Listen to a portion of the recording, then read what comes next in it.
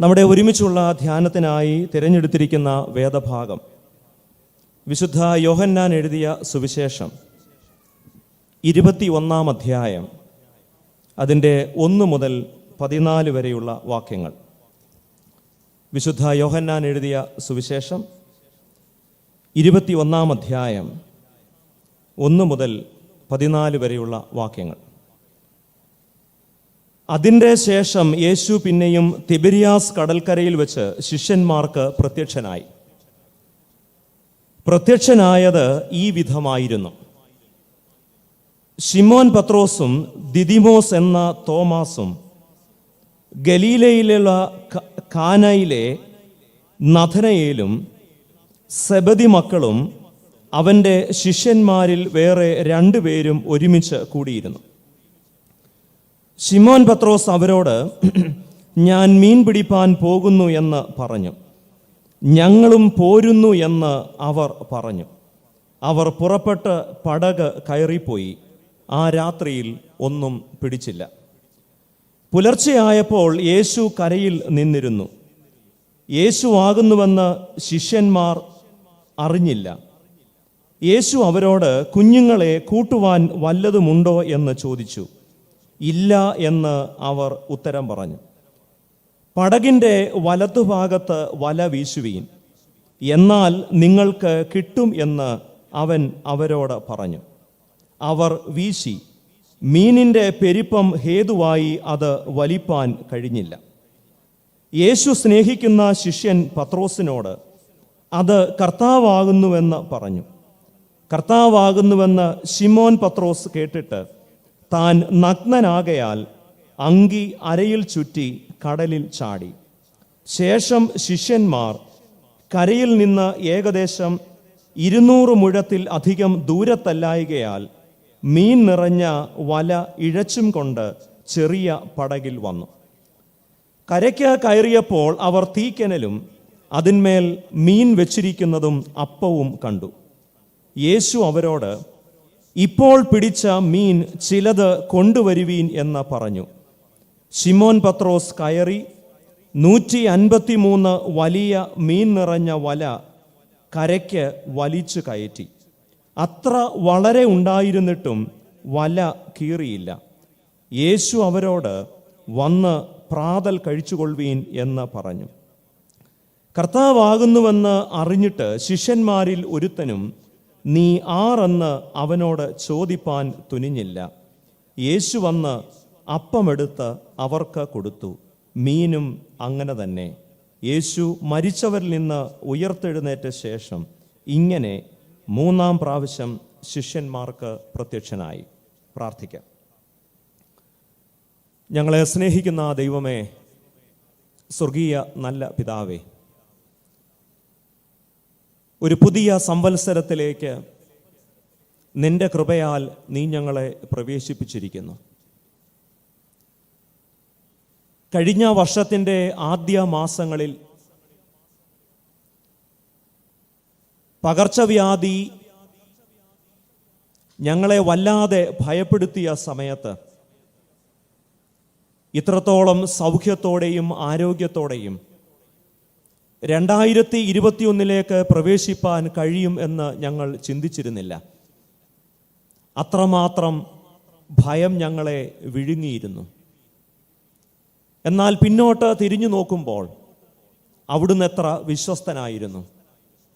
അവിടുത്തെ കൃപ ശരീരത്തിലും മനസ്സിലും വ്യക്തിപരമായി, സമൂഹമായി, സഭയായി അനുഭവിക്കുന്നതിന് ഞങ്ങൾക്ക് സഹായിച്ചു.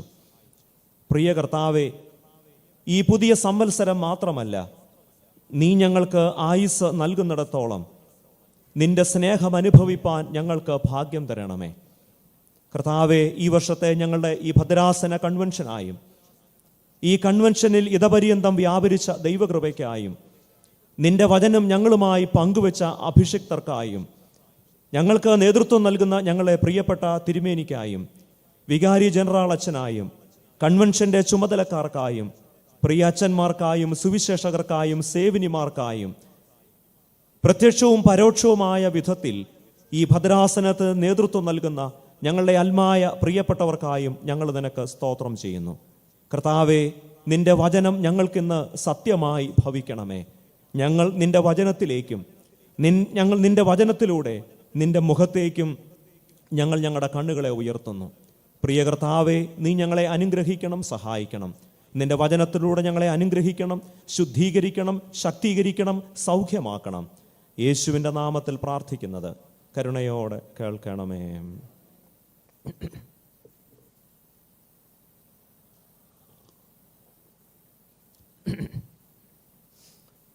2017 മുതൽ ഇംഗ്ലീഷ് ഭാഷയിൽ ഏറ്റവും അധികം പ്രചാരം ലഭിച്ച ഒരു വാക്കാണ് ഡെത്ത് ക്ലീനിങ്.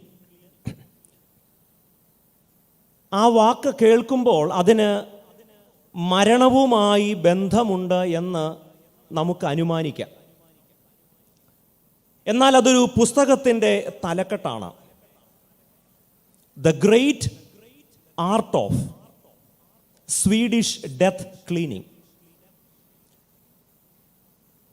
86 വയസ്സുള്ള മാർഗരറ്റ് മാഗ്നസ് എഴുതിയ ഈ പുസ്തകം 2017 ബെസ്റ്റ് സെല്ലറായിരുന്നു.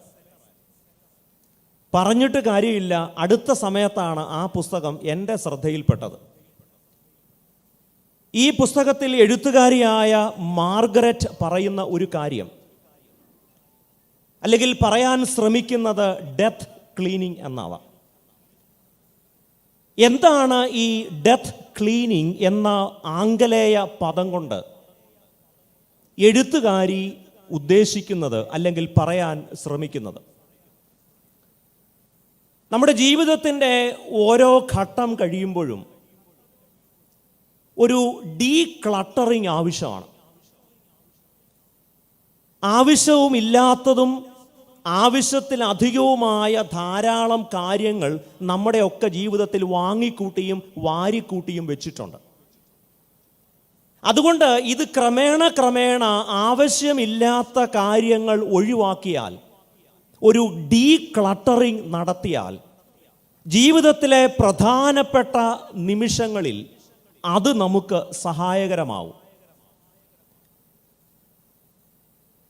ഈ ഡീക്ലട്ടറിങ് എന്ന് പറയുന്ന ഒരു സമ്പ്രദായം തന്നെയാണ് ഇവിടെ ജീവിതത്തിലെ ഒരു പ്രത്യേകമായ ഘട്ടത്തിൽ ശിഷ്യന്മാർ നിർവഹിക്കുന്നത്. ഡീക്ലട്ടറിങ് എന്നത്, അല്ലെങ്കിൽ ഡെത്ത് ക്ലീനിങ് എന്നത് ഒരർത്ഥത്തിലുള്ള ഒരു കണക്കെടുപ്പാണ്. ഈ കണക്കെടുപ്പിൽ ആവശ്യമില്ലാത്തതിനെ ഒഴിവാക്കുക, ആവശ്യമായത് മാത്രം സൂക്ഷിക്കുക. യേശു കർത്താവ് ഉയർത്തെഴുന്നേറ്റതിന് ശേഷം ശിഷ്യന്മാരെല്ലാവരും ഒരു മുറിയിൽ ഒരുമിച്ചിരിക്കുകയാണ്. വാതിൽ അടച്ചിരിക്കുന്നു.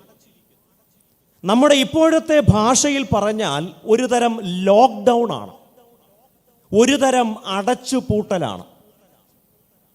ശിഷ്യന്മാരുടെ ജീവിതത്തിലെ ഒരു അടച്ചുപൂട്ടലിൻ്റെ, ലോക്ക്ഡൗണിൻ്റെ കാലമാണ്. അവർക്ക് പുറത്തിറങ്ങുന്നതിന് ഭയമുണ്ട്. കാരണം മരണം എപ്പോൾ വേണമെങ്കിലും അവരെ തേടി വരാം. അത് റോമൻ പട്ടാളത്തിൻ്റെ രൂപത്തിൽ വരാം, യഹൂദന്മാരുടെ രൂപത്തിൽ വരാം, ചാരന്മാരുടെ രൂപത്തിൽ വരാം, സുഹൃത്തുക്കളുടെ രൂപത്തിൽ വരാം. അങ്ങനെ മരണം ഏതു നിമിഷവും അവരെ തേടിയെത്താം. അതുകൊണ്ട് അവർ വാതിലടച്ച് അടച്ചുപൂട്ടി മുറിയിലിരിക്കുകയാണ്. നമുക്ക് അടച്ചുപൂട്ടൽ അഥവാ ലോക്ക്ഡൗൺ എന്ന് പറഞ്ഞാൽ ഇന്ന് മനസ്സിലാവും. ഒരുപക്ഷെങ്കിൽ നാം മനസ്സിലാക്കിയിരിക്കുന്നതിനേക്കാൾ കൂടുതൽ തീവ്രതയിലാണ് ശിഷ്യന്മാരുടെ അടച്ചുപൂട്ടൽ അഥവാ ലോക്ക്ഡൗൺ. ഈ അച്ഛന്മാർക്കുള്ള ഒരു ഭാഗ്യം, ഓരോ പള്ളികളിലും ചെല്ലുമ്പോൾ നല്ല രസികരായ, നല്ല ഫലിതപ്രിയരായ, നർമ്മബോധമുള്ള ആളുകളെ പരിചയപ്പെടാൻ കഴിയുമെന്നതാണ്. ഒരിടവകയിൽ ശുശ്രൂഷ ചെയ്യുമ്പോൾ ഒരു അങ്കിൾ എന്നോട് പറഞ്ഞു, അച്ഛൻ ഈ കഷ്ടകാലവും കന്യാസ്ത്രീകളും തമ്മിലുള്ള ബന്ധം അറിയാമോ? അപ്പം ഞാൻ ആദ്യം വിചാരിച്ചു അവരെ കളിയാക്കി വല്ലതും പറയാനുള്ള ഉദ്ദേശത്തിലായിരിക്കും. ഞാൻ പറഞ്ഞു, എനിക്ക് മനസ്സിലായില്ല. അപ്പോൾ പറഞ്ഞു, അച്ഛൻ കന്യാസ്ത്രീകളെ ശ്രദ്ധിച്ചിട്ടുണ്ടോ? ഞാൻ പറഞ്ഞു, ശ്രദ്ധിച്ചിട്ടുണ്ട്. എന്താണ് അവരിൽ കാണുന്ന ഒരു പ്രത്യേകത? ഞാൻ പറഞ്ഞു, എനിക്കൊന്നും മനസ്സിലേക്ക് വരുന്നില്ല. അപ്പോൾ ഈ അങ്കിൾ എന്നോട് പറഞ്ഞു, അച്ഛാ, അവരെപ്പോഴും 3-4 പേര് കൂട്ടമായിട്ടാണ് പോകുന്നത്. കഷ്ടകാലവും അതുപോലെയാണ്. വരുമ്പോൾ ഒരെണ്ണമായിട്ട് വരത്തില്ല, 3-4 എണ്ണമായിട്ടാണ് വരുന്നത്. ഇത് അവരെ കളിയാക്കാൻ പറഞ്ഞതല്ല, ഒരു കാര്യം കമ്മ്യൂണിക്കേറ്റ് ചെയ്യാൻ ഈ അങ്കിൾ എനിക്ക് പറഞ്ഞു തന്ന എനിക്കത് വളരെ ഇഷ്ടപ്പെട്ടു. ശിഷ്യന്മാരുടെ ജീവിതത്തിലും ഏതാണ്ട് അതുപോലെയാണ്. കഷ്ടകാലം വരുമ്പോൾ ഈ രൂപത്തിലാണ്. 3.5 വർഷം വലിയ പ്രതീക്ഷയോടെയും കണക്കുകൂട്ടലോടുകൂടെയുമാണ് യേശുവിൻ്റെ പിറകെ അവർ യാത്ര ചെയ്തത്. എന്നാൽ വളരെ അവിചാരിതമായി അവരുടെ ജീവിതം ഒരടച്ചുപൂട്ടലിലേക്ക് മാറുകയാണ്. അവരുടെ ജീവിതം പൂർണ്ണമായും ഏതാണ്ട് ഒരു ലോക്ക്ഡൗണിലേക്ക് മാറുകയാണ്.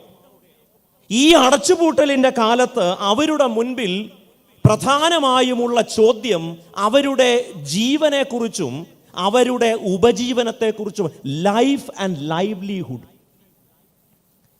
ഈ അടച്ചുപൂട്ടലിൻ്റെ കാലത്തും ഈ ലോക്ക്ഡൗണിൻ്റെ കാലത്തും നമ്മുടെയൊക്കെ മുൻപിലുള്ള പ്രധാന ചോദ്യവും ഇത് തന്നെയാണ്: ജീവനും ഉപജീവനവും, ലൈഫ് ആൻഡ് ലൈവ്ലിഹുഡ്.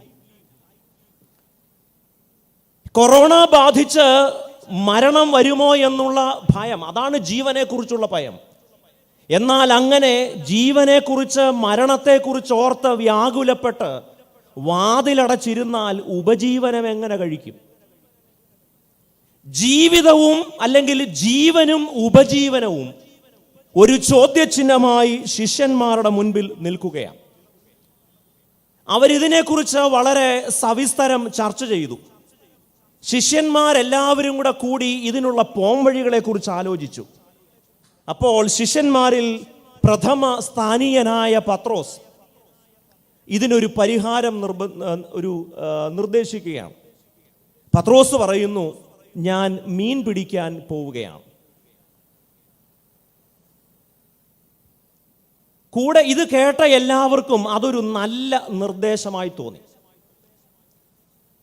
ജീവിതത്തിൻ്റെ crisis moments, when you face such deadlocks, you have 2 options. Either you turn back or make them turning points. Turning back and turning points. ഇത് രണ്ടും കൊറോണയുടെ കാലത്ത് മാത്രമല്ല, നമ്മുടെ വ്യക്തി ജീവിതത്തിലും സഭാജീവിതത്തിലുമുള്ള പ്രതിസന്ധികളെ, അത് രോഗത്തിൻ്റെ രൂപത്തിലാവാം, മരണത്തിൻ്റെ രൂപത്തിലാവാം, ആരോഗ്യ പ്രശ്നങ്ങളുടെ രൂപത്തിലാവാം, കുടുംബജീവിതത്തിലെ പ്രശ്നങ്ങളുടെ രൂപത്തിലാവാം. either you turn back or you make those moments turning points. എന്നാൽ ഇവിടെ ശിഷ്യന്മാർ they decided to turn back. മനുഷ്യരെ പിടിക്കാൻ ഇറങ്ങിത്തിരിച്ചവർ ഇപ്പോൾ വീണ്ടും മത്സ്യബന്ധനത്തിലേക്ക് യാത്ര തിരിക്കുകയാണ്. എന്നാൽ ഇങ്ങനെ ഒരു തീരുമാനത്തിലേക്ക് പത്രോസും കൂട്ടരും എത്തുമ്പോൾ അവരുടെ ആത്മവിശ്വാസത്തിൻ്റെ ഉള്ളടക്കം എന്താണ്? തിരിച്ചു പോയാൽ, വീണ്ടും മത്സ്യബന്ധനത്തിൽ ഏർപ്പെട്ടാൽ അവരുടെ ജീവനും ഉപജീവനവും സാധ്യമാകുമെന്നുള്ള ഉറപ്പ്, അല്ലെങ്കിൽ അങ്ങനെ ഒരു ധൈര്യം അവർക്ക് ലഭിച്ചത് പ്രധാനമായും 3 കാരണങ്ങൾ കൊണ്ടാണ് എന്ന് ഞാൻ വിശ്വസിക്കുന്നു. നമ്മുടെ ഇപ്പോഴത്തെ അല്ലെങ്കിൽ ഒരു ആധുനിക ഭാഷയിൽ പറഞ്ഞാൽ, ഈ ശിഷ്യന്മാരുടെ പ്രൊഫൈൽ അല്ലെങ്കിൽ അവരുടെ റെസ്യൂമെ നമ്മളൊന്ന് നോക്കിയാൽ അതിൽ ഏറ്റവും പ്രധാനം they have experience. അവർ മത്സ്യബന്ധനത്തിൽ വലിയ നൈപുണ്യമുള്ളവരാണ്, സമർത്ഥരാണ്. ദീർഘവർഷങ്ങൾ മത്സ്യബന്ധനത്തിൽ ഏർപ്പെട്ടതിൻ്റെ അനുഭവ പരിചയമുണ്ട്. So they have experience. രണ്ടാമത്തത്, they have the skill, they have the expertise. 3, they have enough contacts. നമ്മളൊരു CV അല്ലെങ്കിൽ നമ്മളൊരു റെസ്യൂമെ തയ്യാറാക്കുമ്പോൾ ഏറ്റവും അധികം പ്രധാനപ്പെട്ട 3 കാര്യങ്ങളാണിത്. 1, എത്ര വർഷത്തെ എക്സ്പീരിയൻസ് ഉണ്ട്? നേരത്തെ എവിടെയൊക്കെ പ്രവർത്തിച്ചിട്ടുണ്ട്. ഒരുപക്ഷെങ്കിൽ ജീവിതത്തിൽ മുൻ എക്സ്പീരിയൻസ് ചോദിക്കാത്ത ഏക സന്ദർഭം കല്യാണം മാത്രമാണ്. ബാക്കി ജോലിക്ക് പോകുന്ന അല്ലെങ്കിൽ എവിടെ ചെന്നാലും ചോദിക്കും യുവർ ഫോർമർ എക്സ്പീരിയൻസ്. അപ്പം ഒരു ജോലിക്ക് പോകാൻ അല്ലെങ്കിൽ ഒരു തൊഴിലിലേക്ക് തിരിക്കുന്ന ശിഷ്യന്മാർ അവരുടെ എക്സ്പീരിയൻസ് എന്ന് പറയുന്നത് വളരെ മെച്ചപ്പെട്ടതാണ്. മീൻ പിടിക്കാനുള്ള എക്സ്പേർട്ടീസ് ഉണ്ട്. മാത്രവുമല്ല, ഒരു വള്ളമോ വലയോ വായ്പ ചോദിക്കണമെങ്കിൽ അവർക്ക് ധാരാളം റെഫറീസ് ഉണ്ട്, അല്ലെങ്കിൽ കോണ്ടാക്ട്സ് ഉണ്ട്. So they have experience, they have expertise, and they have enough and more referees. അതുകൊണ്ട് എന്തുകൊണ്ടും ജീവനും ഉപജീവനവും പ്രതിസന്ധിയിലാകുമ്പോൾ അവർക്ക് വീണ്ടും മത്സ്യബന്ധനത്തിലേക്ക് പോകാൻ സാധിക്കും. ഇങ്ങനെ ഒരു വലിയ ആത്മവിശ്വാസത്തിലാണ് ശിഷ്യന്മാർ മത്സ്യബന്ധനത്തിനായി പുറപ്പെടുന്നത്. എന്നാൽ ഒരു രാത്രി മുഴുവൻ അധ്വാനിച്ചിട്ടും ശിഷ്യന്മാർക്ക് ഒന്നും കിട്ടിയില്ല. എനിക്കവിടെ ഏറ്റവും കൗതുകകരമായി തോന്നിയ കാര്യം, ഒന്നും കിട്ടിയില്ല എന്നുള്ള കാര്യം യേശുവിനറിയാം. എന്നിട്ടും കൂട്ടുവാൻ വല്ലതുമുണ്ടോ എന്ന് ചോദിക്കുന്നത് അവരെ കളിയാക്കുന്നതിന് തുല്യമല്ലേ? സങ്കീർത്തനക്കാരൻ പറയുന്നുണ്ട്, നമ്മൾ ഇരിക്കുന്നതും എഴുന്നേൽക്കുന്നതും അവൻ അറിയാം, ഹൃദയത്തിൻ്റെ നിരൂപണങ്ങളെ പോലും അവൻ അറിയാം. അങ്ങനെ ഹൃദയത്തിൻ്റെ നിരൂപണങ്ങളെ പോലും അറിയുന്ന ഒരു കർത്താവ് ഒരു രാത്രി മുഴുവൻ അധ്വാനിച്ചിട്ടും ഒന്നും കിട്ടാതെ പരാജിതരായി നിൽക്കുന്ന ശിഷ്യന്മാർ, അവർക്കൊന്നും കിട്ടിയില്ല എന്ന് തനിക്ക് വ്യക്തമായി അറിയാമെങ്കിലും കൂട്ടുവാൻ വല്ലതുമുണ്ടോ എന്ന് അവരോട് ചോദിക്കുകയാണ്. ഇതൊരു തരം ഇൻക്വിസിറ്റീവ്നെസ്സാണ്. നമ്മുടെയൊക്കെ പള്ളികളിലൊക്കെ ഒരിക്കൽ എന്നോട് ഒരാൾ പറഞ്ഞു, ഞാൻ ഇനി പള്ളി വരത്തില്ല. ഞാൻ ചോദിച്ചു, എന്താ സഹോദര കാര്യം? അപ്പോൾ അദ്ദേഹത്തിന് 34 വയസ്സായി, കല്യാണം നടക്കുന്നില്ല. എല്ലാ ഞായറാഴ്ചയും വരുമ്പോഴും ഒരു 10 പേരെങ്കിലും ഒരു വ്രതം പോലെ ചോദിക്കും, വല്ലതും ശരിയായോ, വല്ലതും ശരിയായോ. അല്ലെങ്കിൽ കുറേ കാലങ്ങളായി കുഞ്ഞുങ്ങളില്ല, എന്നാലും നമ്മൾ എല്ലാ ആഴ്ചയും ചോദിക്കും, വല്ലതും ആയോ, വല്ലതും ആയോ, ആർക്കാ കുഴപ്പം, ജോലിയായില്ലേ, കല്യാണം കിട്ടിയാൽ അവർ നമ്മളെ അറിയിക്കും. അപ്പം ഇങ്ങനെ ഒരു തരം ഇൻസിനുവേറ്റിംഗ് ആയ ഇൻക്വിസിറ്റീവ്നെസ് ഉണ്ട്. ഒരു കാര്യവുമില്ലെങ്കിലും വെറുതെ പോയി നമ്മളെ ഒന്ന് വേദനിപ്പിച്ചിട്ട് ഒന്നും ആയില്ലേ, ഇവിടെ കല്യാണമായാൽ നമ്മളെ അറിയിക്കുമല്ലോ. ഇങ്ങനെ ഇടയ്ക്കിടയ്ക്ക് ആയോ ആയോ ആയോ എന്ന് ചോദിക്കേണ്ട. ഇത് ഒരു തരം ഇൻസിനുവേറ്റിംഗ് ഇൻക്വിസിറ്റീവ്നെസ്സാണ്. ഇത് ഒരു തരം ആകാംക്ഷയാണ്. ഈ ചോദ്യം ആർദ്രതയിൽ നിന്നല്ല, ആകാംക്ഷയിൽ നിന്ന് വരുന്ന ചോദ്യമാണ്. നമുക്ക് ഒരാളുടെ ജീവിതാവസ്ഥയെക്കുറിച്ച് 2 തരത്തിൽ ചോദിക്കാം. ഒന്ന്, നമ്മുടെ ആകാംക്ഷ കൊണ്ട് ചോദിക്കാം. 2, ആർദ്രതയിൽ നിന്നും നമുക്ക് ചോദിക്കാം. ഇവിടെ യേശു കർത്താവ് കൂട്ടുവാൻ വല്ലതുമുണ്ടോ എന്ന് ചോദിക്കുന്നത് ആകാംക്ഷയിൽ നിന്നല്ല, ആർദ്രതയിൽ നിന്നാണ്. ആ ചോദ്യം ചോദിച്ചപ്പോൾ അവർ വലയിലേക്കൊന്ന് നോക്കിക്കാണാം. വലയിൽ നോക്കിയിട്ട് അവർ നോക്കുമ്പോൾ ശൂന്യമായ വലകളാണ്, എംപ്റ്റിനെസ്. എന്നാൽ യേശു അവരോട് അവരുടെ ശൂന്യമായ വലകളിലേക്ക് നോക്കാൻ അവരെ പ്രേരിപ്പിക്കുമ്പോൾ ഞാൻ വിശ്വസിക്കുന്നത് അവരുടെ ശൂന്യമായ വലകളിൽ നിന്ന് ഉയരുന്ന 3 തിരിച്ചറിവുകളുണ്ട്. നമ്മുടെയൊക്കെ ജീവിതത്തിൻ്റെ ശൂന്യതകളെ ഒന്നുകിൽ നിരാശ കൊണ്ട് നമുക്ക് നിറയ്ക്കാം, അല്ലെങ്കിൽ തിരിച്ചറിവുകൾ കൊണ്ട് നിറയ്ക്കാം. ജീവിതത്തിൽ ശൂന്യത അനുഭവിക്കാത്തവരാരുമില്ല, ഏകാന്തത അനുഭവിക്കാത്തവരാരുമില്ല. എന്നാൽ ശൂന്യത, എംപ്റ്റിനെസ്, അതിനെ നിറയ്ക്കാൻ ഒന്നുകിൽ നമുക്ക് നിരാശ ഉപയോഗിക്കാം, അല്ലെങ്കിൽ നമുക്ക് ചില തിരിച്ചറിവുകൾ ഉപയോഗിക്കാം. ഈ രാത്രി അവരുടെ ശൂന്യമായ വലകളിലേക്ക് നോക്കിയപ്പോൾ ശിഷ്യന്മാർക്കുണ്ടായ 3 തിരിച്ചറിവുകൾ ഈ രാത്രി നിങ്ങളുമായി പങ്കുവെക്കാൻ ഞാൻ താല്പര്യപ്പെടുകയാണ്. അവരുടെ ഒന്നാമത്തെ തിരിച്ചറിവ്, ദൈവവിശ്വാസത്തിൽ അടിസ്ഥാനപ്പെടാത്ത ആത്മവിശ്വാസം ഒരിക്കലും ഫലകരമാവില്ല. ആത്മവിശ്വാസം നല്ലതാണ്, എന്നാൽ ആത്മവിശ്വാസത്തിൻ്റെ അടിസ്ഥാനം ദൈവവിശ്വാസമായിരിക്കണം.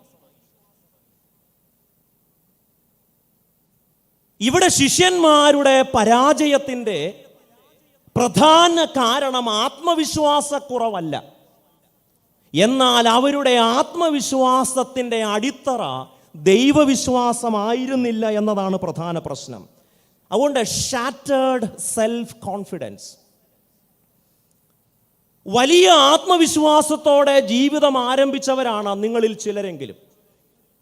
അത് നമ്മുടെ പ്രവർത്തന മേഖലകളാവാം, നമ്മുടെ തൊഴിൽ രംഗങ്ങളാവാം, പട്ടത്വ ശുശ്രൂഷയാവാം, നമ്മുടെ കുടുംബജീവിതമാവാം. അങ്ങനെ വലിയ ആത്മവിശ്വാസത്തോടെ ആരംഭിച്ച സംരംഭങ്ങൾ, വ്യക്തി ജീവിതത്തിലെ ചില ഇനീഷ്യേറ്റീവ്സ് തകർന്നു പോകുന്നതിൻ്റെ കാരണം അത് നമ്മുടെ കഴിവുകേടല്ല, മറിച്ച് നമ്മുടെ ആത്മവിശ്വാസത്തിൻ്റെ അടിസ്ഥാനം ദൈവവിശ്വാസമല്ല എന്ന് തിരിച്ചറിയാനുള്ള സന്ദർഭമാണ്. മണലിന്മേൽ വീട് പണിത മനുഷ്യനെക്കുറിച്ച് വേദപുസ്തകം പറയുന്നുണ്ട്. 2 വീടുകൾ മണലിന്മേൽ പണിതു, പാറമേൽ പണിതു. 2 വീടും നല്ലതാണ്. 2 വീടും പണിതത് നല്ല കഴിവുള്ളവരാണ്. 2 വീടും പണിതത് നല്ല സ്കില്ലുള്ളവരാണ്. വീടിൻ്റെ ബലത്തിലോ അതിൻ്റെ സൗന്ദര്യത്തിലോ ഒന്നും കാര്യമായ തകരാറില്ല. എന്നാൽ ആ വീട് നിലംപതിക്കാനുള്ള കാരണം ആ സൗധത്തിൻ്റെ അടിത്തറ മണ്ണായിരുന്നു എന്നതാ, മറ്റേത് പാറയായിരുന്നു. ഞാൻ വിശ്വസിക്കുന്നത് ചില സന്ദർഭങ്ങളിലൊക്കെ നമ്മുടെ ആത്മവിശ്വാസം ഒന്ന് ഉലയുന്നത് നല്ലതാണ്. നമുക്ക് ചില കാര്യങ്ങൾ ചെയ്യാൻ കഴിയുമെന്ന് നാം തന്നെ കരുതുന്നുണ്ട്. അത് നമ്മുടെ കൈക്കരുത്താവാം, അത് നമ്മുടെ പണത്തിൻ്റെ കരുത്താവാം, അത് നമ്മുടെ അധികാരത്തിൻ്റെ പിൻബലമാവാം. എന്നാൽ ജീവിതത്തിലെ നിർണായകമായ അവസരങ്ങളിൽ, ജീവിതത്തിൻ്റെ പ്രതിസന്ധി ഘട്ടങ്ങളിൽ നമ്മുടെ ആത്മവിശ്വാസത്തിന് കടലാസു വില ഇല്ലാത്തതിൻ്റെ കാരണം ആത്മവിശ്വാസം മോശമായതുകൊണ്ടല്ല, അതിൻ്റെ അടിത്തറ ദൈവവിശ്വാസമല്ല എന്നതാണ്. പഴയ നിയമത്തിൽ കായീൻ്റെയും ഹാബേലിൻ്റെയും സംഭവമുണ്ട്. അവിടെ ഹാബേലിനെ സ്വന്തം കൈക്കരുത്തുകൊണ്ട് കൊന്നിട്ട് സ്വന്തം കൈക്കരുത്തിൽ ആശ്രയിച്ച് ജീവിതത്തിൽ നേട്ടങ്ങൾ വെട്ടിപ്പിടിക്കാമെന്ന് കരുതി.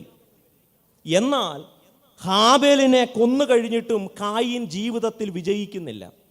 അതിൻ്റെ കാരണം അവന് കൈക്കരുത്തില്ലാഞ്ഞിട്ടല്ല, കൈക്കരുത്ത് മോശമായതുകൊണ്ടുമല്ല, പക്ഷേ കൈക്കരുത്ത് കൊണ്ടാണ് ജീവിതത്തിൽ നേട്ടങ്ങൾ കൈവരിക്കാൻ കഴിയുന്നത് എന്ന ചിന്തയാണ്. എന്നെ കേൾക്കുന്ന പ്രിയപ്പെട്ടവരെ, നിങ്ങളിൽ ചിലരുടെയെങ്കിലും ആത്മവിശ്വാസം വല്ലാതെ തകർന്നിട്ടുണ്ട്. നിങ്ങൾ ഇപ്പോൾ ഏർപ്പെട്ടിരിക്കുന്നതായ സംരംഭങ്ങൾ വിജയിക്കാത്തത് നിങ്ങൾക്ക് അത് ചെയ്യാൻ കഴിവില്ലാത്തത് കൊണ്ടല്ല. നിങ്ങളിപ്പോൾ ഏർപ്പെട്ടിരിക്കുന്ന സംരംഭങ്ങൾ വിജയിക്കാത്തത് അത് ചെയ്യാനുള്ള സിദ്ധിയില്ലാത്തത് കൊണ്ടല്ല, മറിച്ച് ശൂന്യതകളിൽ ചില തിരിച്ചറിവുകൾ നിറയേണ്ടതുണ്ട്. അതെന്താണ് എന്ന് ചോദിച്ചാൽ, ആത്മവിശ്വാസം ദൈവവിശ്വാസത്തിൽ അടിസ്ഥാനപ്പെടുന്നില്ലെങ്കിൽ നമ്മുടെ ആത്മവിശ്വാസം കൊണ്ട് യാതൊരു പ്രയോജനവുമില്ല. മറ്റൊരു വിധത്തിൽ പറഞ്ഞാൽ, ശൂന്യതകളിൽ you can fill your moments of emptiness either with discernment or with disappointments. So you have 2 options. ഞാനും നിങ്ങളും അനുഭവിക്കുന്ന ശൂന്യതയുണ്ടല്ലോ, ആ ശൂന്യതയെ നിറയ്ക്കാൻ ഒന്നുകിൽ നിങ്ങൾക്ക് ഡിസപ്പോയിൻമെന്റ്സ് ഉപയോഗിക്കാം, അല്ലെങ്കിൽ ഡിസേൺമെന്റ് ഉപയോഗിക്കാം. ദൈവം ചില സമയത്ത് നമ്മെ പരാജയപ്പെടാൻ അനുവദിക്കുന്നത് നാം പരാജയപ്പെട്ട് കാണാനുള്ള ദൈവത്തിൻ്റെ താല്പര്യം കൊണ്ടല്ല, മറിച്ച് ചില ശൂന്യതകളിലൂടെ നമ്മെ കടത്തിവിട്ടിട്ട് ചില തിരിച്ചറിവുകൾ നമുക്ക് സമ്മാനിക്കാനാണ്. എപ്പോഴാണ് moments of emptiness become turning points. ശൂന്യതയുടെ നിമിഷങ്ങൾ ജീവിതത്തിൻ്റെ ടേണിംഗ് പോയിന്റ് ആകണമെങ്കിൽ you need to fill those moments with discernment. ഇവിടെ ശിഷ്യന്മാർ മനസ്സിലാക്കുന്ന പ്രധാനപ്പെട്ട കാര്യം, അവർക്ക് കഴിവുണ്ട്, മീൻ പിടിക്കാൻ അറിയാം, എക്സ്പീരിയൻസ് ഉണ്ട്, എക്സ്പെർട്ടീസ് ഉണ്ട്, നല്ല CV ആണ്, നല്ല പ്രൊഫൈലാണ്. എന്നിട്ടും ഒരു രാത്രി മുഴുവൻ അധ്വാനിച്ചിട്ടും അവർക്ക് ഒന്നും കിട്ടുന്നില്ല. ഒന്നാമത്തെ ശിഷ്യന്മാർക്കുണ്ടാകുന്ന തിരിച്ചറിവ്, ദൈവവിശ്വാസത്തിൽ അടിസ്ഥാനപ്പെടാത്ത ആത്മവിശ്വാസം നമ്മെ ജീവിതത്തിൽ എങ്ങും എത്തിക്കില്ല. 2, there can be phases of life where blessings play hide and seek. ജീവിതത്തിൽ ചില സന്ദർഭങ്ങളിൽ അനുഗ്രഹങ്ങൾ സാറ്റ് കളിക്കുന്ന നിമിഷങ്ങളുണ്ട്, അനുഗ്രഹങ്ങൾ ഒളിച്ചു കളിക്കുന്ന നിമിഷങ്ങളുണ്ട്. ഇവിടെ യേശു കർത്താവ് ശിഷ്യന്മാരോട് പറയുകയാണ്, നിങ്ങൾ പടകിൻ്റെ വലതുഭാഗത്ത് വല വീശണം. സത്യത്തിൽ നമ്മളായിരുന്നു ശിഷ്യന്മാരുടെ സ്ഥാനത്തെങ്കിൽ നമുക്ക് ഉണ്ടാകുമായിരുന്ന പ്രതികരണം വളരെ വ്യത്യാസമായിരിക്കും. പോപ്പിനെയാണോ കുർബാന പഠിപ്പിക്കുന്നത്, കണ്ടക്ടർക്ക് ടിക്കറ്റ് എഴുതരുത് എന്നൊക്കെ പറഞ്ഞാൽ നമ്മുടെ ചില ക്ലീശേ മറുപടികളുണ്ട്. എന്തായാലും യേശു കർത്താവിന് അറിയാൻ മേലാത്ത പണിയാണ് മീൻപിടുത്തം. യേശു കർത്താവിൻ്റെ പ്രൊഫിഷ്യൻസി എന്ന് പറയുന്നത്, അല്ലെങ്കിൽ പരിചയം എന്ന് പറയുന്നത് ആശാരിപ്പണിയാണ്.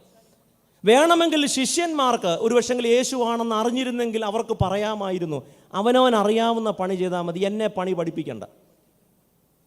എന്നാൽ യേശു ആണെന്ന് അറിഞ്ഞിട്ടോ അറിയാതെയോ എന്തായിരുന്നാലും യേശുവിൻ്റെ വാക്കിന് അവർ വലയിറക്കുകയാണ്. അപ്പം നമ്മളവിടെ നോക്കേണ്ട കാര്യം, ഇവരിതിൻ്റെ ഇടത്തും വലത്തും ആ തടാകത്തിൽ മുഴുവൻ വല വീശി.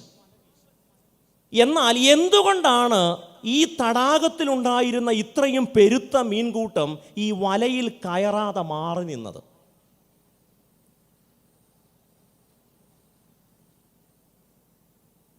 എനിക്ക് വലിയ കൗതുകം തോന്നുകയാണ് ആ ഭാഗം വായിക്കുമ്പോൾ. അനുഗ്രഹങ്ങൾ തൊട്ടടുത്തുണ്ട്, നല്ല വിദ്യാഭ്യാസ യോഗ്യതയുണ്ട്, ഉന്നതമായ മാർക്കുണ്ട്, നല്ല സ്വാധീനമുണ്ട്, വർഷങ്ങളുടെ എക്സ്പീരിയൻസ് ഉണ്ട്. പക്ഷേ ഒരു ജോലി മാത്രം കിട്ടുന്നില്ല.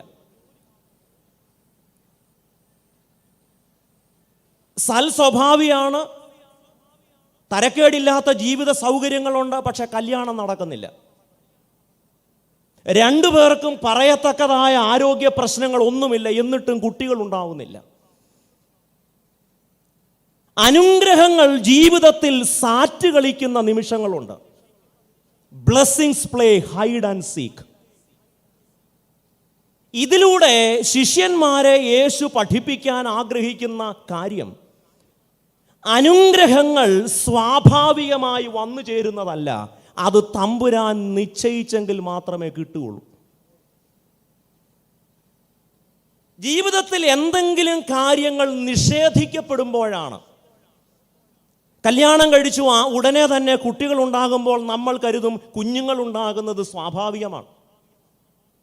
അല്ലെങ്കിൽ പഠിത്തം കഴിഞ്ഞ ഉടനെ ജോലി കിട്ടിയാൽ നമ്മൾ കരുതും അത് സ്വാഭാവികമാണ്.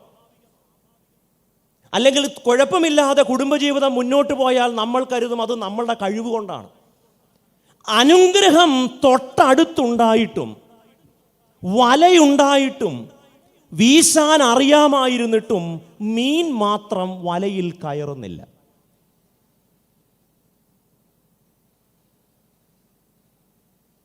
തൊട്ടടുത്ത് വലിയ പെരുത്ത മീൻകൂട്ടമുണ്ട്, പക്ഷെ മീൻ കയറില്ല. കാരണം ഇതുവരെ പത്രോസും കൂട്ടരും കരുതിയിരുന്നത് അവരുടെ വലയിൽ മീൻ കയറിയത് സ്വാഭാവികമായിട്ടുള്ളതാണ്. എന്നെ കേൾക്കുന്ന പ്രിയപ്പെട്ടവരെ, ജീവിതത്തിൽ ഏതെങ്കിലുമൊക്കെ ശൂന്യതയിലൂടെ കടന്നു പോകുന്നവരുണ്ടെങ്കിൽ അത് നിങ്ങളുടെ ജീവിതത്തിൽ നിങ്ങളെന്തോ വലിയ കൊടിയ അപരാധം ചെയ്തുകൊണ്ടാണെന്നതോ, നിങ്ങൾക്ക് കഴിവില്ലാത്തത് കൊണ്ടാണെന്നോ, നിങ്ങൾ അതിന് യോഗ്യരാണെന്നോ അല്ല അതിൻ്റെ അർത്ഥം. മറിച്ച് അനുഗ്രഹങ്ങൾ ഒളിച്ചുകളി നടത്തുന്നത്, അനുഗ്രഹങ്ങൾ സാറ്റ് കളിക്കുന്നത് എന്നെയും നിങ്ങളെയും ഒരു കാര്യം ബോധ്യപ്പെടുത്താനാണ്. തമ്പുരാൻ നിശ്ചയിക്കാതെ ഒന്നും സ്വാഭാവികമായി ജീവിതത്തിൽ സംഭവിക്കില്ല. സോ ഡിസപ്പിയറൻസ് ഡസൻറ്റ് മീൻ ഡിനായൽ. മത്സ്യങ്ങൾ സാറ്റ് കളിക്കുന്നു. ഒരുപക്ഷെങ്കിൽ മീൻ ഇങ്ങനെ ബുദ്ധിയുണ്ടോ, മീൻ അങ്ങനെ ചെയ്യാൻ പറ്റുമോ എന്നൊന്നും നമുക്കറിയില്ല. പക്ഷെ പഴയ നിയമത്തിലും ഇതുപോലെയുണ്ട്. യോനായെ വിഴുങ്ങുന്നു, യോനായെ ഛർദ്ദിക്കുന്നു. അവിടെയും മത്സ്യം അത്ഭുതം കാണിക്കുകയാണ്. മത്സ്യം കുറുമ്പ് കാണിക്കുകയാണ്. ഒരല്പം കൂടെ വ്യത്യാസപ്പെടുത്തി പറഞ്ഞാൽ, ദൈവം തമ്പുരാൻ അനുഗ്രഹങ്ങൾ ജീവിതത്തിൻ്റെ തൊട്ടടുത്ത് വെച്ചിട്ടുണ്ട്. അനുഗ്രഹങ്ങൾ കുറുമ്പ് കാട്ടുകയാണ് നമ്മോട്. അനുഗ്രഹങ്ങൾ സാറ്റ് കളിക്കുകയാണ്. അനുഗ്രഹങ്ങൾ ഹൈഡ് ആൻഡ് സീക്ക് കളിക്കുകയാണ്. അനുഗ്രഹങ്ങൾ ഒളിച്ചു കളിക്കുകയാണ്. എന്താണെന്നറിയോ നാം ഇതിലൂടെ പഠിക്കേണ്ടത്? ഇതിലൂടെ പഠിക്കേണ്ട ഏറ്റവും വലിയ പാഠം, ജീവിതത്തിൽ നാം അനുഭവിക്കുന്ന നന്മകൾ അത് സ്വാഭാവികമായി സംഭവിക്കുന്നതല്ല, അത് ദൈവത്തിൻ്റെ ദാനമാണ് എന്നാണ് നമ്മെ ഓർമ്മപ്പെടുത്തുന്നത്. ഇങ്ങനെ ജീവിതത്തിൽ അനുഗ്രഹങ്ങൾ സാറ്റ് കളിക്കുമ്പോൾ പലരും നമ്മളോട് പറയും, അതിനൊരു എളുപ്പവഴിയുണ്ട്, അതിനൊരു കുറുക്കു വഴിയുണ്ട്. സ്നാനപ്പെട്ടാൽ മതി.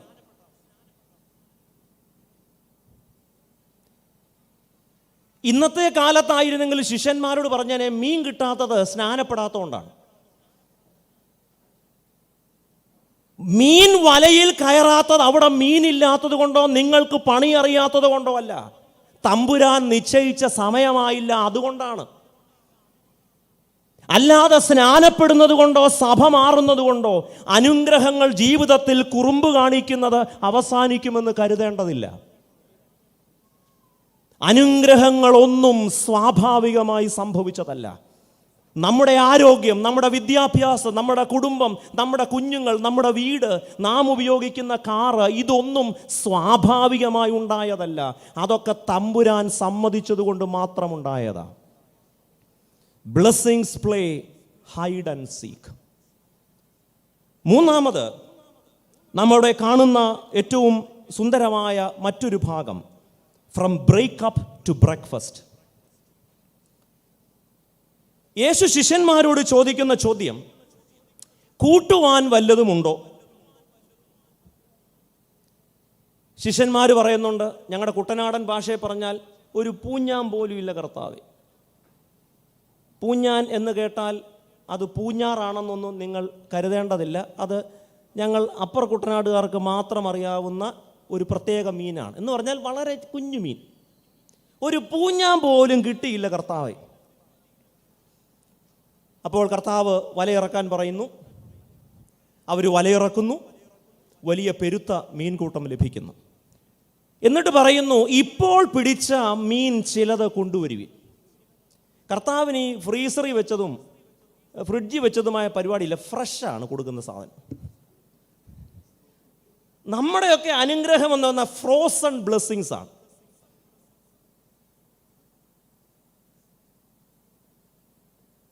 എന്നാൽ കർത്താവിൻ്റെ അനുഗ്രഹങ്ങൾ പ്രഭാതത്തിലെ മഞ്ഞ് പോലെയാണ്. എന്ത് ഫ്രഷാണെന്നറിയാം. ഇപ്പോൾ പിടിച്ചതുമെല്ലാം കൊണ്ടുവരാൻ പറഞ്ഞു. നമ്മുടെ ശാംബി തോമസ് അച്ഛൻ്റെ ഒരു പഴയ പ്രസംഗത്തിൽ അച്ഛൻ പറയുന്നുണ്ട്, കുക്കിംഗ് ജീസസ്. യേശു ക്രിസ്തുവിന് പാചകം ചെയ്യാൻ അറിയോ? നല്ല ഒന്നാം തരം അപ്പവും മീനും ഒക്കെ കരയിൽ റെഡിയാക്കി നിർത്തിയിരിക്കുക. ഈ ഭാഗം വായിക്കുമ്പോൾ എനിക്ക് വലിയ സന്തോഷം തോന്നുന്ന ഒരു കാര്യം, യേശു കർത്താവുമായി ശിഷ്യന്മാരൊരു ബ്രേക്കപ്പിലാണ്. അവർ ഉടക്കിപ്പിരിഞ്ഞു. എന്നാൽ ഉടക്കിപ്പിരിഞ്ഞാലും ഉടയവൻ കാത്തു തന്നെ നിൽക്കും. കുറച്ചുകൂടെ പ്രാസമൊപ്പിച്ച് പറഞ്ഞാൽ, കടലിൽ തോറ്റവനെ കരയിൽ കാത്തിരിക്കുന്ന ദൈവം. നമ്മുടെ ഇപ്പോഴത്തെ ഒരു രീതി എന്ന് പറഞ്ഞാൽ, കരയിൽ തോറ്റ അവനെ കടലിൽ തള്ളണമെന്നാണ്. എന്നാൽ ഇവിടെ ദൈവം ചെയ്യുന്നത്, കടലിൽ തോറ്റവനെ കരയിൽ കാത്തു നിൽക്കുകയാണ്.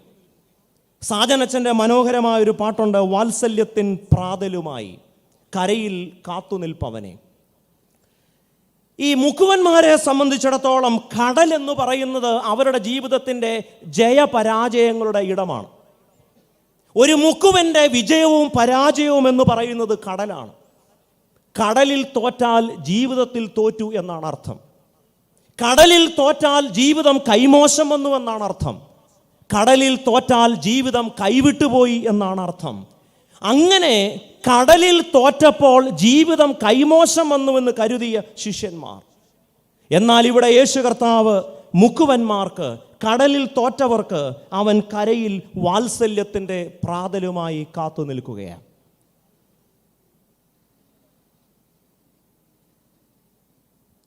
കടലിൽ തോറ്റുപോയവരുണ്ട്, കരയിലേക്ക് വരാൻ ധൈര്യമില്ലാത്തവരുണ്ട്, കരയിൽ വന്നാൽ എങ്ങനെ സ്വീകരിക്കപ്പെടും എന്ന് ചിന്തിക്കുന്നവരുണ്ട്.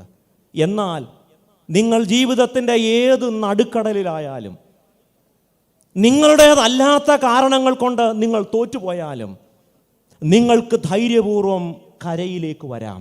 കടലിൽ തോറ്റവന് കരയിൽ പ്രഭാത ഭക്ഷണവുമായി കർത്താവ് കാത്തു നിൽക്കുകയാണ്. ദൈവത്തെ ഉപേക്ഷിച്ചു പോയ ആളാണ് പ്രവാചകൻ ഏലിയാവ്. ഇനി ജീവിച്ചിട്ട് കാര്യമില്ല, ഇപ്പോൾ മതി എന്ന് പറഞ്ഞ് കെരീത്ത് തോടിൻ്റെ സമീപത്ത് വിശ്രമിക്കുകയാണ്. എന്നാൽ താനുമായി ഉടക്കിപ്പിരിഞ്ഞവനാണ്, തന്നെ വിട്ടിട്ട് പോയവനാണ് എന്നൊന്നും കർത്താവ് ചിന്തിക്കുന്നില്ല. അവനെ കാക്കയുടെ കൈവശം അപ്പവും ഇറച്ചിയും കൊടുത്തു വിടുകയാണ്. എല്ലാ പ്രതീക്ഷകളും അസ്തമിച്ചു എന്ന് കരുതുന്ന ഒരു ലോകത്തിലാണ് നമ്മൾ ജീവിക്കുന്നത്. ഡിസീസ് എക്സ് എന്ന് പറയുന്ന ഒരു പുതിയ രോഗം, അതിനെക്കുറിച്ചുള്ള സൂചനകൾ, ഇനി ഒരു 10 പാൻഡമിക്കിനോടുള്ള സാധ്യതയുണ്ട് എന്ന് പറഞ്ഞ് WHO അതിങ്ങനെ ലിസ്റ്റ് വിട്ടിട്ടുണ്ട്. എല്ലാം കൈവിട്ടു.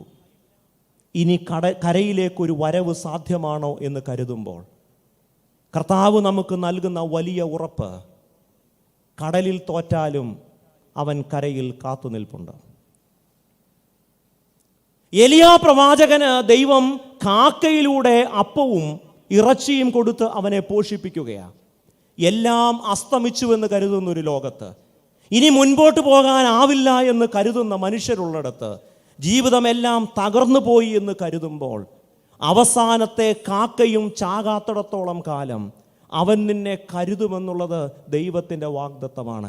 കയ്യിലൊന്നുമില്ല, ഒറ്റ കാര്യം ചെയ്താൽ മതി, കടലിൽ ജീവിതം അവസാനിപ്പിക്കേണ്ട, കരയിലേക്ക് വന്നാൽ മതി.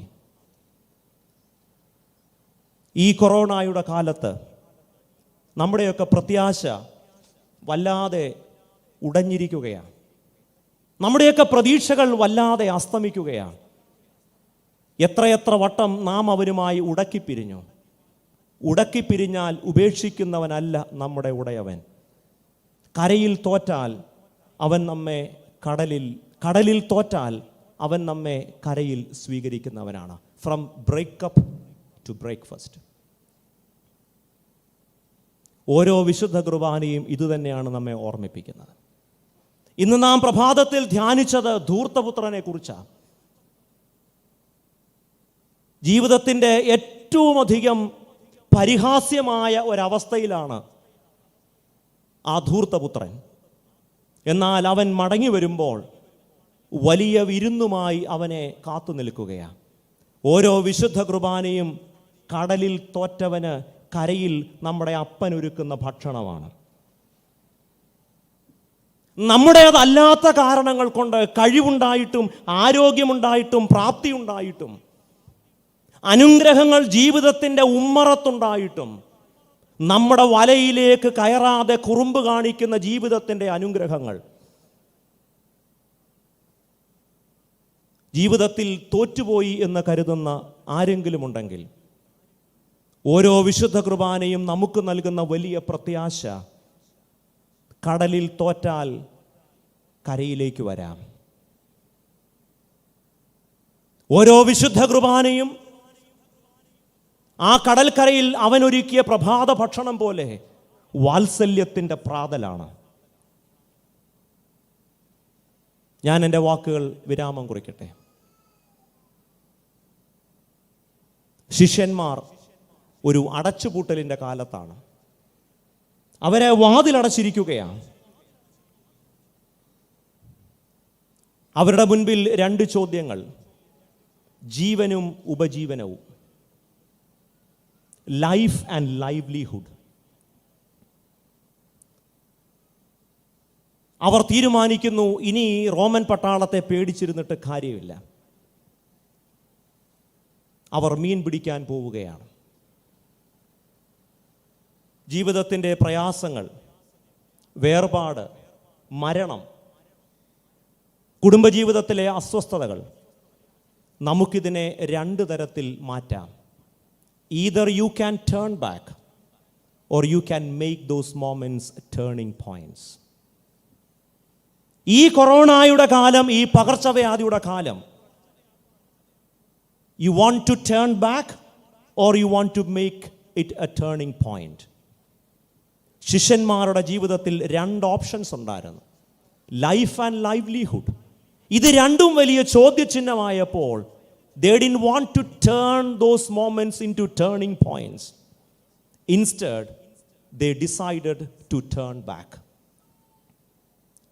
തിരിച്ചു പോകണ്ട, തിരിച്ചു പോകാനല്ല, ചില തിരിച്ചറിവുകളാണ് ജീവിതത്തിലൂടെ ഉണ്ടാകേണ്ടത്. നിരാശയുടെ നിമിഷങ്ങളെ you can fill moments of emptiness either with disappointment or with discernment. ശിഷ്യന്മാരുടെ ജീവിതത്തിൽ എംപ്റ്റിനെസ്, ശൂന്യമായ വലകൾ, അവരോട് പറയുന്നത് 3 തിരിച്ചറിവുകളാണ്. ഒന്ന്, ആത്മവിശ്വാസം നല്ലതാണ്, എന്നാൽ ദൈവവിശ്വാസത്തിൽ അടിസ്ഥാനപ്പെടാത്ത എല്ലാ ആത്മവിശ്വാസവും നമ്മുടെ ജീവിതത്തിൽ ഒരു പ്രയോജനവും ചെയ്യില്ല. Until and unless our self-confidence is rooted in God, it is not going to help you. രണ്ടാമത് നാം പറഞ്ഞത്, അനുഗ്രഹങ്ങൾ ജീവിതത്തിൽ സാറ്റ് കളിക്കുന്ന നിമിഷങ്ങളുണ്ട്. തൊട്ടടുത്തുണ്ട്, വള്ളമുണ്ട്, വലയുണ്ട്, മീനുണ്ട്, കടലുണ്ട്, എല്ലാമുണ്ട്. പക്ഷെ ഇതിൻ്റെ അകത്തോട്ട് കയറത്തില്ല. അത് കയറാത്തത്, അനുഗ്രഹങ്ങൾ കുറുമ്പ് കാണിക്കുന്നത്, നന്മകൾ വൈകുന്നത്, അനുഗ്രഹങ്ങൾ നമ്മെ കബളിപ്പിക്കുന്നത് ഒരു തിരിച്ചറിവിന് വേണ്ടിയാണ്. ജീവിതത്തിൽ നന്മകൾ സ്വാഭാവികമായി സംഭവിക്കുന്നതല്ല, അത് ദൈവത്തിൻ്റെ ദാനമാണ്. മൂന്നാമത്, ഫ്രം ബ്രേക്കപ്പ് ടു ബ്രേക്ക്ഫാസ്റ്റ്. കരയിൽ തോറ്റവനെ കടലിൽ തോറ്റവനെ കരയിൽ കാത്തു നിൽക്കുന്ന കർത്താവ്. ഏതെങ്കിലുമൊക്കെ കാരണങ്ങളാൽ ഈ പകർച്ചവ്യാധിയുടെ കാലത്ത്, ഈ മഹാമാരിയുടെ കാലത്ത് വല്ലാത്ത നിരാശ നിങ്ങളെ ഗ്രസിച്ചിട്ടുണ്ടാവാം. എന്തെല്ലാം സ്വപ്നങ്ങളായിരുന്നു, എന്തെല്ലാം പ്രതീക്ഷകളായിരുന്നു, എന്തെല്ലാം കണക്കുകൂട്ടലുകളായിരുന്നു. കണക്കുകൂട്ടലുകൾ തെറ്റുമ്പോൾ, പ്രതീക്ഷകൾ അസ്തമിക്കുമ്പോൾ, സ്വപ്നങ്ങൾ തകരുമ്പോൾ, നിങ്ങളുടെ മുൻപിലും എൻ്റെ മുൻപിലും 2 സാധ്യതകളുണ്ട്. Either you can turn back or you can turn those moments into turning points. അതിന് സാധിക്കണമെങ്കിൽ നമ്മുടെ നിരാശകളെ, നമ്മുടെ ജീവിതത്തിൻ്റെ നിരാശകളെ തിരിച്ചറിവുകൾ കൊണ്ട് നിറയ്ക്കാൻ കഴിയണം. ഈ കൊറോണ കാലം, ഈ പകർച്ചവ്യാധി കാലം നമുക്ക് നൽകുന്ന തിരിച്ചറിവുകൾ എന്തൊക്കെയാണ്? മനുഷ്യൻ അവൻ്റെ ആത്മവിശ്വാസത്തിൻ്റെ കൈലാസത്തിലായിരുന്നു. മനുഷ്യൻ അവൻ്റെ ആത്മവിശ്വാസത്തിൻ്റെ നെറുകയിലായിരുന്നു. എന്നാൽ ഈ കൊറോണ നമ്മെ പഠിപ്പിക്കുന്ന തിരിച്ചറിവ്, ദൈവത്തോടു കൂടെയല്ലാത്ത ആത്മവിശ്വാസം ജീവിതത്തിൽ യാതൊരു പ്രയോജനവും ചെയ്യില്ല. ഈ കൊറോണ കാലം നമുക്ക് നൽകുന്ന രണ്ടാമത്തെ തിരിച്ചറിവ്, എന്തെല്ലാം ഉണ്ടെങ്കിലും തമ്പുരാൻ അനുവദിക്കാതെ അനുഗ്രഹങ്ങൾ നിന്റെ വലയിലേക്ക് കയറില്ല. എത്ര അധ്വാനിച്ചാലും മീൻ അനുഗ്രഹങ്ങൾ കുറുമ്പ് കാണിക്കും. എത്ര ഉടക്കിപ്പോയാലും ഉടയവൻ കടലിൽ തോറ്റവനെ കരയിൽ കാത്തു നിൽക്കുകയാണ്. ഈ കർത്താവാണ് നമുക്ക് ഈ പുതുവർഷത്തിൽ നമ്മുടെ പ്രത്യാശയും നമ്മുടെ പ്രതീക്ഷയും നമ്മുടെ ശരണവും നമ്മുടെ ആശ്രയവും. അതുകൊണ്ട് നിരാശപ്പെടേണ്ട കാര്യമില്ല. നിരാശകളെ തിരിച്ചറിവ് കൊണ്ട് നിറയ്ക്കാം. നിരാശകളെ തിരിച്ചറിവുകൾ കൊണ്ട് നിറയ്ക്കുമ്പോൾ ടേണിംഗ് ബാക്ക് അല്ല, ടേണിംഗ് പോയിൻറ്റ്സ് ആണ്. കരയിൽ അവൻ പ്രാതലുമായി കാത്തു നിൽക്കുകയാണ്. ഏതെങ്കിലും കാരണങ്ങളാൽ ജീവിതത്തിൽ തോറ്റുപോയി എന്ന് കരുതുന്നെങ്കിൽ നിങ്ങൾക്ക് ധൈര്യമായി കടന്നു വരാം. അവൻ്റെ അനുഗ്രഹങ്ങൾ പ്രഭാതത്തിലെ മഞ്ഞ് പോലെയാണ്. ധൈര്യമായി കടന്നു വരാം. പ്രഭാത ഭക്ഷണവുമായി, വാത്സല്യത്തിൻ്റെ പ്രാതലുമായി, കരുതലിൻ്റെ പ്രാതലുമായി, ക്ഷമയുടെ പ്രാതലുമായി അവൻ കരയിൽ കാത്തു നിൽക്കുന്നു. കടലിൽ തോറ്റവരെ കരയിലേക്ക് വരാം. കർത്താവ് കാത്തിരിക്കുന്നു. ഈ വചനങ്ങളാൽ ദൈവം നമ്മെ അനുഗ്രഹിക്കട്ടെ.